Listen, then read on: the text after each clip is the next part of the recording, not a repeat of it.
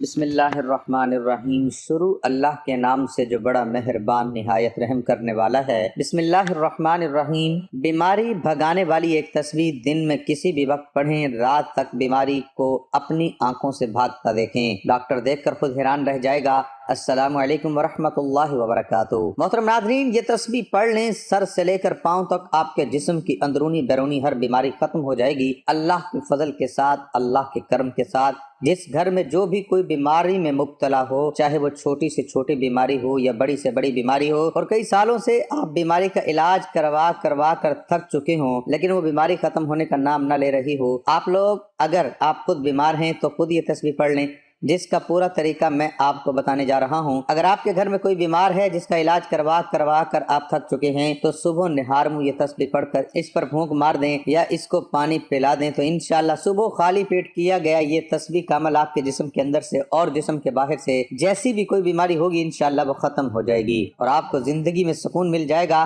یہ بات تو میرے تمام دیکھنے اور سننے والے بھائی بہنیں جانتے ہیں کہ قرآن مجید کے ہر حرف میں ثواب ہے، تاثیر ہے، شفا ہے اور برکت رکھی ہوئی ہے۔ میرے ایسے وہ تمام لوگ جو دنیاوی طور پر کافی پریشان رہتے ہیں، بیماریوں کے اخراجات کی وجہ سے، خرچوں کی وجہ سے اور بہت زیادہ ذہنی دباؤ کا شکار ہو چکے ہیں، ہر وقت سینے کے اوپر بوجھ سا رہتا ہے، چھوٹی چھوٹی بات پر ذرا سی بات ہوتی ہے تو وہ گھبرا جاتے ہیں، ہر وقت خود کو بے چین محسوس کرتے ہیں۔ انشاءاللہ آج کی خدمت میں جو عمل لے کر حاضر ہوا ہوں اس کو میرے بتائے ہوئے طریقے کے مطابق آپ لوگوں نے کر لینا ہے۔ میں امید کے ساتھ کہتا ہوں کہ آپ کی ہر بیماری ختم ہو جائے گی۔ آپ کا ہر عمل شروع کرنے سے پہلے میں آپ کو ایک بہت اہم بات بتانا چاہتا ہوں کہ جو بھی عمل ہو، وظیفہ ہو، جو ہم آپ کو بتاتے ہیں وہ اللہ کی طرف سے ہی ہوتے ہیں، یعنی جو اعمال آپ لوگ کرتے ہیں وہ اللہ کے کلمات ہوتے ہیں، اللہ کا ذکر ہوتے ہیں، قرآن پاک کے الفاظ ہوتے ہیں، قرآن پاک کی صورتیں ہوتی ہیں جن کی برکت سے، جن کی طاقت سے، جن کے وسیلے سے اللہ پاک شفا عطا فرماتا ہے۔ بہت سے لوگ کہتے ہیں کہ ان وظیفوں میں کچھ نہیں رکھا، ان اعمال میں کچھ نہیں رکھا، تو میری ان سے گزارش ہے کہ کوئی بھی بات ہم اپنی طرف سے نہیں بتاتے، اللہ کا ذکر بتاتے ہیں، قرآن کا وظیفہ بتاتے ہیں جس کو پڑھنے سے شفا وہ پروردگار دیتا ہے۔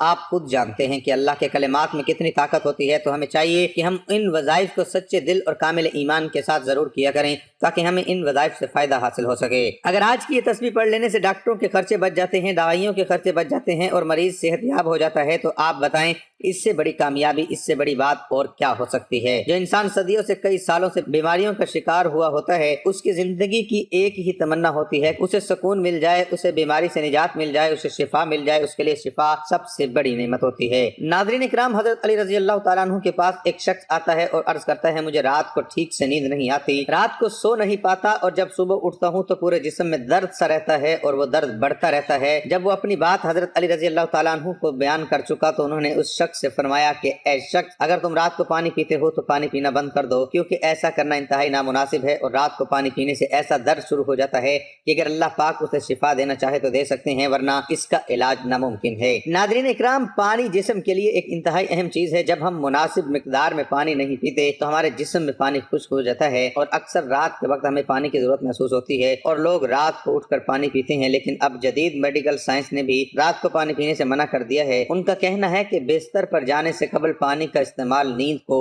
متاثر کرتا ہے اور اس عادت کے نتیجے میں بیت الخلاء کے لیے رات کو بار بار اٹھنا پڑتا ہے اور جب انسان گرم بستر سے ایک دم بیت الخلاء جاتا ہے تو جسم ٹھنڈا پڑ جاتا ہے جو صحت کے لیے نقصان دہ ہے۔ اور دوسری بڑی وجہ یہ ہے کہ اس کا تعلق گردوں سے ہے۔ آپ سب جانتے ہوں گے کہ رات کو گردے اپنے کام میں بہت آہستہ ہو جاتے ہیں، یہی وجہ ہے کہ کچھ افراد صبح اٹھنے پر ہاتھوں اور چہروں پر سوجن کا شکار ہو جاتے ہیں، اس لیے رات کو سونے سے پہلے پانی پینا ایسے افراد کے لیے مسئلہ بڑھا سکتا ہے۔ اور تیسری بڑی وجہ، اگر آپ سونے سے پہلے پانی پیتے ہیں تو یہ آپ کی نیند میں مداخلت کی بڑی وجہ بنتا ہے۔ وزن کم کرنے کے لیے پانی کی طرح نیند بھی ایک اہم چیز ہے اور میڈیکل سائنس یہ کہتی ہے کہ 6 سے 8 گھنٹے کی نیند زندگی میں ایک اہم تبدیلی لا سکتی ہے۔ سائنس کے مطابق وہ لوگ جو کم سوتے ہیں اور وہ لوگ جو زیادہ نیند لیتے ہیں ان کے وزن بڑھنے کے خطرات بڑھ جاتے ہیں۔ زندگی میں نیند کی اہمیت سے انکار ممکن نہیں، جس کی کمی بیمار کر سکتی ہے، تو مناسب وقت تک سونا لمبی زندگی کے حصول میں مددگار ثابت ہو سکتا ہے۔ ایک رات کی خراب نیند اگلا دن خراب کر سکتی ہے، یعنی کام پر توجہ نہیں رہتی یا غلط کرنے لگتے ہیں۔ تاہم نیند کی کمی سے قطع نظر اکثر افراد کو ایک عجیب مسئلے کا سامنا ہوتا ہے اور وہ ہے سونے کے بعد آدھی رات کو اچانک آنکھ کھل جانا۔ اللہ تعالیٰ نے رات آرام کے لیے بنائی، رات بھر کی پرسکون نیند انسان کو اگلے دن کے لیے چاق و چوبند کر دیتی ہے۔ انسانی جسم کو اللہ تعالیٰ نے ایک توازن کے ساتھ تخلیق کیا ہے۔ اس توازن میں کسی قسم کا بگاڑ اس کے اندر کسی بگاڑ کی نشاندہی کرتی ہے۔ چینی ماہرین کی تحقیق کے مطابق اگر انسان کی آنکھ رات کے کسی ایک خاص حصے میں ہر روز کھلے تو اس کا واضح مطلب کسی خاص عضو کی خرابی ہو سکتی ہے۔ ناظرین، لیکن اس کے علاوہ بھی بہت سی وجوہات ہو سکتی ہیں کہ رات کو آنکھ کیوں کھلی جاتی ہے، کیونکہ اکثر لوگوں کی شکایت ہوتی ہے کہ ہماری نیند اچھی نہیں ہے اور رات میں کئی مرتبہ ہماری آنکھ کھل جاتی ہے اور اس وجہ سے نیند خراب ہوتی ہے۔ ہم میں سے شاید کوئی بھی ایسا نہیں جو رات میں ایک دو مرتبہ جاگتا نہ ہو، کیونکہ سب ہی کسی فکر یا پریشانی کی وجہ سے اور کبھی برا خواب دیکھنے پر بھی انسان اچانک بیدار ہو جاتا ہے۔ کیا کبھی اس چیز کا مشاہدہ کیا ہے کہ رات 3 سے 5 بجے کے دوران آپ کی عموماً آنکھ کھل جاتی ہے اور اس لمحے کے دوران آپ اچانک سے جاگ جاتے ہیں؟ یقیناً بہت سے لوگوں کے ساتھ ایسا ہوتا ہے، شاید ہم نے کبھی غور نہیں کیا۔ دنیا میں ہر امیر و غریب، نیک و بد کو قدرت کے قانون کے تحت دکھوں اور غموں اور پریشانیوں سے کسی نہ کسی شکل میں ضرور واسطہ پڑتا ہے، اور دنیا مصیبتوں اور غموں اور پریشانیوں کا گھر ہے۔ بعض لوگ اولاد کی نافرمانی کی وجہ سے پریشان ہیں، کچھ لوگ مال و اسباب کے ختم ہو جانے پر غم میں ڈوبے رہتے ہیں، یعنی انسان کسی نہ کسی فکری یا پریشانی کی وجہ سے نیند کی کمی کا شکار ہوتا ہے، اور ان ذہنی پریشانیوں کی وجہ سے رات کو بار بار آنکھ کھلتی رہتی ہے۔ تو چلیں نبی کریم صلی اللہ علیہ وسلم کی احادیث مبارکہ کی روشنی میں آپ کو بتاتے ہیں کہ ایسا کیوں ہوتا ہے، اور پھر جدید سائنس کی روشنی میں بھی بتائیں گے۔ اگر دوبارہ آپ کے ساتھ ایسا ہو تو اس وقت آپ کو ایسا کیا کرنا چاہیے جس سے آپ کو زندگی کی ہر خوشی مل جائے۔ اگر آپ رات کو اچانک نیند سے بیدار ہو جاتے ہیں، آپ کسی مرض میں مبتلا نہیں بلکہ خوش نصیب انسان ہے، کیونکہ اس لمحے کے دوران آپ کا رب آپ کو یاد کرتا ہے۔ یہ رحمت کے فرشتے ہوتے ہیں جو آپ کو بار بار نیند سے اٹھاتے ہیں۔ رات کے وقت اللہ تعالیٰ اپنے بندوں کے زیادہ قریب ہوتا ہے تاکہ وہ ان کے لیے رحمت اور توبہ کے دروازے پوری طرح کھول دے۔ حضرت ابو ہریرہ رضی اللہ عنہ سے مروی ہے کہ حضور اکرم صلی اللہ علیہ وسلم نے فرمایا، ہمارا پروردگار ہر رات آسمانی دنیا پر نزول فرماتا ہے۔ جب آخری تہائی حصہ باقی رہ جاتا ہے تو آواز دیتا ہے، کون ہے جو مجھ سے دعا کرے میں اس کی دعا قبول کروں؟ کون ہے جو مجھ سے سوال کرے میں اس کی مطلوبہ چیز عطا کروں؟ کون ہے جو مجھ سے بخشش طلب کرے اور میں اسے بخش دوں؟ ہے کوئی توبہ کرنے والا میں اس کی توبہ قبول کروں؟ ہے کوئی سائل جسے میں عطا کر دوں یہاں تک کہ صبح طلوع ہو جاتی ہے؟ اسی طرح ایک اور حدیث مبارک ہے، حضرت ابو سعید خدری رضی اللہ عنہ اور حضرت ابو ہریرہ رضی اللہ عنہ سے مروی ہے، وہ بیان کرتے ہیں کہ رسول اکرم صلی اللہ علیہ وسلم نے فرمایا، اللہ تعالیٰ توقف کرتا ہے حتیٰ کہ ایک تہائی رات گزر جاتی ہے تو آسمانی دنیا پر نزول فرماتا ہے اور آواز دیتا ہے کہ ہے کوئی مغفرت کا طلبگار میں اس کی مغفرت کروں؟ ہے کوئی توبہ کرنے والا میں اس کی توبہ قبول کروں؟ اور ہے کوئی سائل میں اسے عطا کروں؟ ہے کوئی دعا کرنے والا میں اس کی دعا قبول کروں؟ حتیٰ کہ فجر طلوع ہو جاتی ہے۔ ناظرین، ان احادیث کا مقصد یہ ہے کہ آپ کو اس قیمتی وقت کی اہمیت بتاتے چلیں کہ یہ وقت کتنی اہمیت کا حامل ہے۔ جب ہمارا مالک خود ہی آواز دیتا ہے، مانگ لو مجھ سے جو ابھی اس وقت مجھ سے مانگتا ہے۔ اگر آپ کی آنکھ رات کو کھل جاتی ہے تو فوراً اٹھ جائیں اور اپنے رب سے اپنے لیے مانگ لیں۔ سیدنا عبادہ بن صامت رضی اللہ عنہ سے روایت ہے کہ انہوں نے نبی اکرم صلی اللہ علیہ وسلم کو فرماتے ہوئے سنا، جو شخص رات کو اٹھے اور دعا کرے یا اللہ مجھے بخش دے، اس کی دعا قبول ہوگی۔ اگر وہ وضو کرے اور نماز پڑھے تو نماز قبول ہوگی۔ یہاں نماز سے مراد تہجد ہے۔ دوسری حدیث سنیے، حضرت سیدنا ابو سعید خدری رضی اللہ عنہ روایت کرتے ہیں کہ میں نے نبی کریم صلی اللہ علیہ وسلم کو فرماتے ہوئے سنا کہ جب تم میں سے کوئی شخص ایسا خواب دیکھے جسے وہ پسند کرتا ہے تو وہ اللہ کی طرف سے ہے، اسے اللہ کا شکر ادا کرنا چاہیے، اور اگر اس کے علاوہ کوئی ایسی چیز دیکھے جسے وہ ناپسند کرتا ہے تو وہ شیطان کی طرف سے ہے، تو اس لیے اس کے شر سے پناہ مانگے، اس کا ذمہ اور اس کا ذکر کسی سے نہ کرے تو وہ اس کو نقصان نہیں پہنچائے گا۔ اکثر لوگ برے خواب بیان کر رہے ہوتے ہیں اور تعبیرات پوچھ رہے ہوتے ہیں، تو اس بات کو ملحوظ رکھیں کہ بہتر ہے کہ آپ برے خوابوں کی تعبیر نہ پوچھیں، اور جب کبھی رات کو آنکھ کھلے تو نبی کریم صلی اللہ علیہ وسلم کے ان فرامین پر ضرور عمل کریں، اور اگر آپ کا بستر سے اٹھنے کو دل نہیں کرتا تو پہلی حدیث مبارک پر عمل کر کے 2 سے 5 منٹ کے لیے دعا کریں، اے اللہ مجھ پر اپنی رحمت فرما اور اس مقدس لمحے سے فائدہ اٹھانے کی ہمت اور توفیق عطا فرما۔ اس وقت میں آپ کو بار بار پکارا جاتا ہے کہ انسان کو جس مقصد کے لیے پیدا کیا گیا ہے اسے پہچانو اور اسے پورا کرو۔ ناظرین گرامی، قرآن مجید میں اللہ تعالیٰ نے اپنے مومن بندوں کی یہ صفت بیان فرمائی ہے کہ وہ رات کے وقت تھوڑا سوتے ہیں اور آخر رات میں مغفرت مانگا کرتے ہیں۔ ناظرین، ہر چیز کے پیدا ہونے کا اور پرورش پانے کا ایک خاص موسم ہوتا ہے۔ ہریالی اور خوبصورتی بہار کے موسم میں دیکھنے کو ملتی ہے۔ اسی طرح چاند 29 دن کے سائیکل کے بعد پھر سے چکر لینا شروع کر دیتا ہے۔ اسی طرح رات کے پچھلے حصے میں روحانی دنیا کی بہار کا موسم ہوتا ہے، رحمت کے نزول کا وقت ہوتا ہے، اور اللہ تعالیٰ چاہتا ہے کہ بندہ اپنی نیند سے اٹھے اور اپنی خواہشوں کا اظہار کرے۔ اس وقت رب کائنات تمام خزانے بانٹنے کے لیے بےتاب ہوتا ہے۔ اس کے علاوہ جدید سائنس بھی کہتی ہے کہ نماز ایک بہترین ورزش ہے، اس کے ہر رکن کے الگ الگ فوائد ہیں۔ نماز سے جسم کی تمام بیماریاں ختم ہو جاتی ہیں، اس لیے نبی کریم صلی اللہ علیہ وسلم نے 1400 سال پہلے حکم دیا۔ آج اربوں روپے خرچ کر کے سائنس اس کو سچ ثابت کرنے لگی ہے، لیکن کچھ کاٹ کے الو اب بھی اسلام میں کیڑے نکالنے پر گامزن ہے اور ہمیشہ ہی منہ کی کھاتے ہیں۔ ناظرین، اگر آپ کی اس وقت آنکھ کھلتی ہے تو ضرور اٹھیے، وضو کیجیے تاکہ آپ اچھی طرح جاگ جائیں اور پاک ہو جائیں، یا کچھ دیر کے لیے لمبے لمبے سانس لیں، زور سے سانس کو باہر نکالیں تاکہ جسم سے بیماریاں خارج ہوں، اور سجدہ کرتے وقت جب آپ نیچے کو جھکتے ہیں تو دماغ کو زیادہ خون ملتا ہے۔ نماز میں سجدے کی حالت میں بندہ مومن کے لیے اللہ کی بندگی کے حوالے سے بہترین حالت ہے، اور یہی دعا کے لیے سب سے اچھا موقع ملتا ہے۔ اور ایسا کیوں نہ ہو، کسی مومن کے لیے اپنے رب کے سامنے عاجزی اور پستی کو اختیار کرتے ہوئے اپنے پیشانی کو جھکانا اور اس کے قدموں میں رکھ دینا بہت محبوب ہوتا ہے۔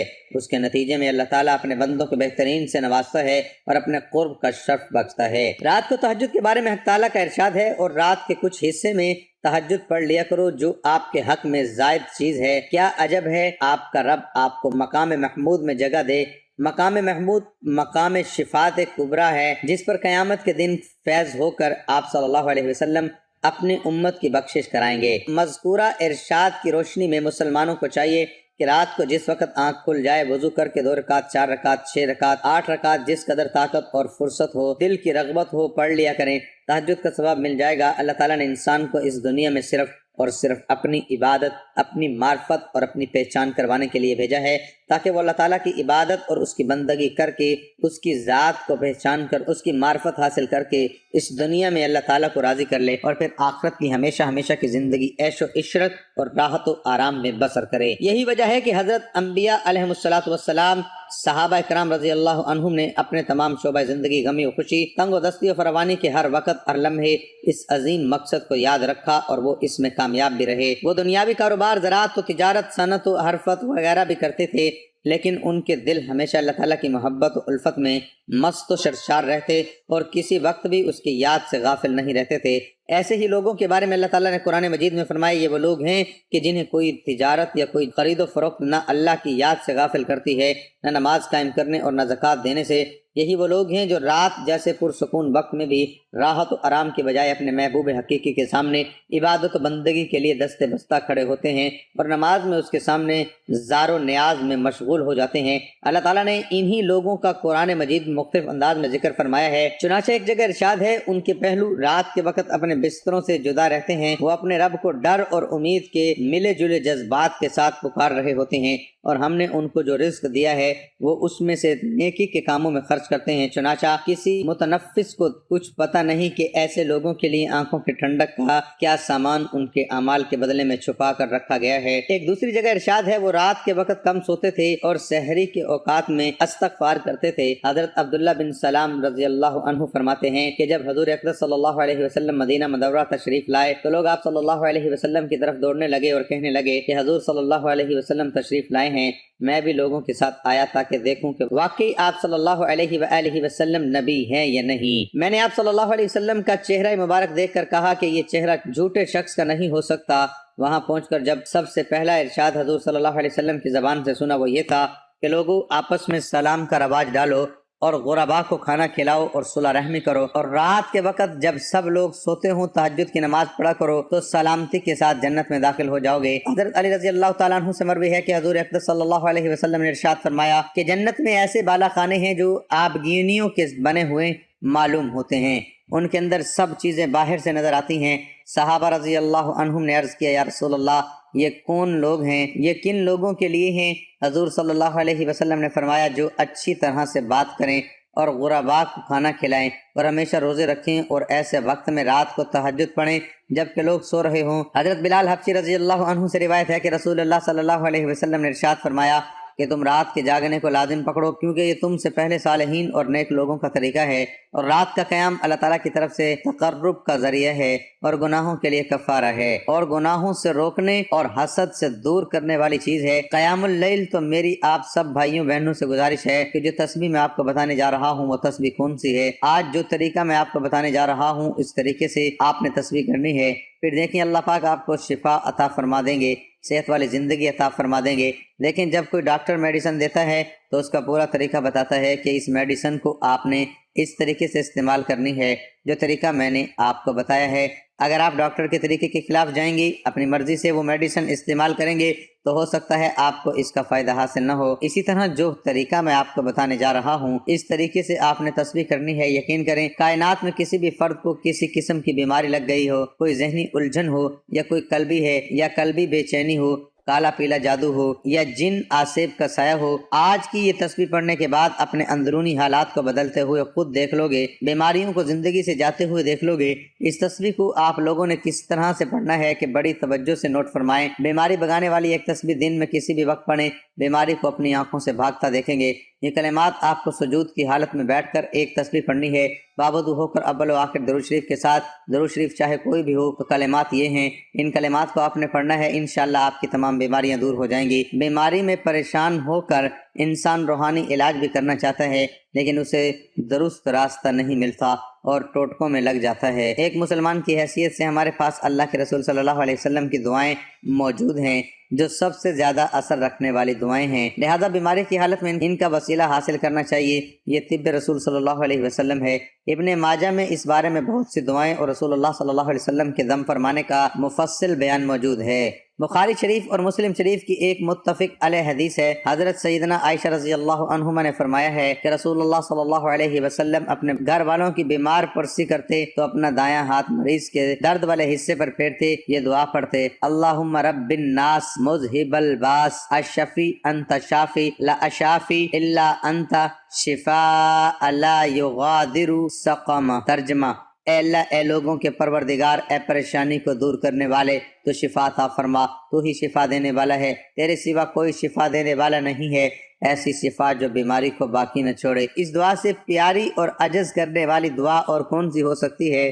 یہ دعا آپ کسی بیماری کے لیے کریں، کسی بھی بیماری سے نجات کے لیے آپ اس عمل کو لازمی کر لیں۔ جب یہ عمل پورا ہو جائے تو اپنے سامنے ایک پانی کا گلاس لازمی رکھ لیں۔ یہ عمل پورا ہونے کے بعد اس پانی کے گلاس پر پھونک مار کر وہ پانی آپ خود پی لیں۔ اگر آپ کسی بیماری میں مبتلا ہیں تو آپ خود اس پانی کو پی لیں، نہیں تو اس مریض کو وہ پانی پلا دیں۔ پانی پھونک مار کر خود بھی پی لیں اور گھر میں بھی جو کوئی بیمار ہے اس کو بھی پلا دیں۔ ایک دن یہ عمل کر لیں، یقین مانے دوسرے دن جب آپ اس عمل کو کریں گے، اس کی نیت کریں گے تو مریض کی طبیعت بہتر ہونا شروع ہو جائے گی۔ اس تسبیح میں اتنی برکت، اتنی طاقت رکھی ہوئی ہے، اگر آپ کا مریض کسی بھی ہسپتال میں ICU میں بھی پڑا ہوا ہے تو اس کو بھی آپ اس طرح کا یہ عمل کر کے وہ پانی پلا دیں تو مریض اٹھ کر بیٹھ جائے گا۔ قرآن پاک میں بہت ہی زیادہ شفا ہے، ہر صورت میں برکت رکھی گئی ہے، طاقت رکھی گئی ہے۔ میرے وہ تمام بھائی بہنیں جو اپنے گھر میں بیماریوں کی وجہ سے چاہے وہ چھوٹی ہوں یا بڑی ہوں پریشان رہتی ہیں تو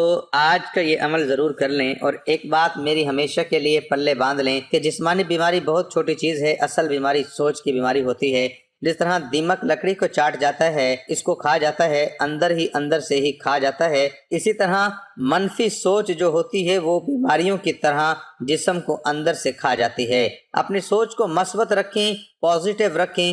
سید عالم حضور پر نور صلی اللہ علیہ وسلم نے ارشاد فرمایا، بے شک بہترین دوست اور وفا کرنے والی پاک ذات صرف اللہ کی ہے، ہر شے اللہ تعالیٰ کی ملکیت ہے، جو بھی اسے سچے دل سے پکارتا ہے وہ اس کی داد رسی ضرور کرتا ہے۔ اللہ پاک اس تسبیح کی برکت سے میرے تمام بھائیوں بہنوں کی پریشانیوں کو دور فرمائے۔ اے اللہ، ہم تیرے گناہ گار بندے ہیں، تیرے خطا کار بندے ہیں، ہمارے گناہوں کو معاف فرما، ہماری خطاؤں کو معاف فرما۔ اے اللہ، ہم اپنے اگلے پچھلے صغیرہ کبیرہ سبھی گناہوں، خطاؤں اور نافرمانیوں کی معافی مانگتے ہیں۔ اے اللہ رب العزت، ہم اپنے گناہوں سے توبہ کرتے ہیں، ہماری توبہ قبول فرما۔ اے اللہ، ہم گناہ گار ہیں، سیاہ کار ہیں، بدکار ہیں، تیرے احکام کے نافرمان ہیں، ناشکرے ہیں، لیکن میرے معبود تیرے نام لیوا بندے ہیں، تیری توحید کی گواہی دیتے ہیں، تیرے سوا کوئی عبادت کے لائق نہیں ہے، تیرے سوا کوئی بندگی کے لائق نہیں ہے، تیرے سوا کوئی تعریف کے لائق نہیں ہے۔ ہمارے معبود، ہمارے گناہ تیری رحمت سے بڑے نہیں ہیں، تو اپنی رحمت سے ہمارے گناہ معاف کر دے۔ اے اللہ پاک ہمیں گمراہی کے راستے سے ہٹا کر صراط مستقیم کے راستے پر چلنے والا بنا دے۔ اے اللہ ایسی نمازیں پڑھنے کی توفیق عطا کر جس نماز سے تو راضی ہو جائے۔ زندگی میں ایسے نیک اعمال کرنے کی توفیق عطا کر جن اعمالوں سے تو راضی ہو جائے۔ ہمیں ایسی زندگی گزارنے کی توفیق عطا کر جس زندگی سے تو راضی ہو جائے۔ ایمان پہ زندہ رکھ اور ایمان پہ ہی موت عطا کر۔ اے اللہ ہمیں تیرے احکام کی فرما برداری کرنے والا بنا اور تیرے پیارے حبیب جناب محمد الرسول اللہ صلی اللہ علیہ وآلہ وسلم کے نیک اور پاکیزہ آداب کو اپنانے والا بنا دے۔ اے اللہ ہماری پریشانیوں کو دور کر دے۔ اے اللہ جو بیمار ہیں انہیں شفائے کاملہ عطا فرما۔ اے اللہ جو بے اولاد ہیں انہیں اپنے خزانوں میں سے نیک اور صالح اولاد عطا فرما۔ اے اللہ جن کے جو کام رکے ہوئے ہیں وہ پورے کر دے۔ اے اللہ بچھڑے ہوں کو ملا دے۔ اے اللہ شادی شدہ جوڑوں میں محبت اور خلوص پیدا کر دے اور ان کی زندگیوں میں برکت ڈال دے۔ اے اللہ تمام لڑکے اور لڑکیوں کے نصیب اچھے کر دے۔ اے اللہ جو قرض کے بوجھ تلے دبے ہوئے ہیں ان کا قرض جلد سے جلد ادا کروا دے۔ اے رب العزت شیطان سے ہماری حفاظت فرما۔ اے اللہ حلال رزق کمانے کی توفیق عطا فرما۔ اپنا بہت سارا خیال رکھیں، اپنی دعاؤں میں یاد رکھیں۔ اللہ حافظ۔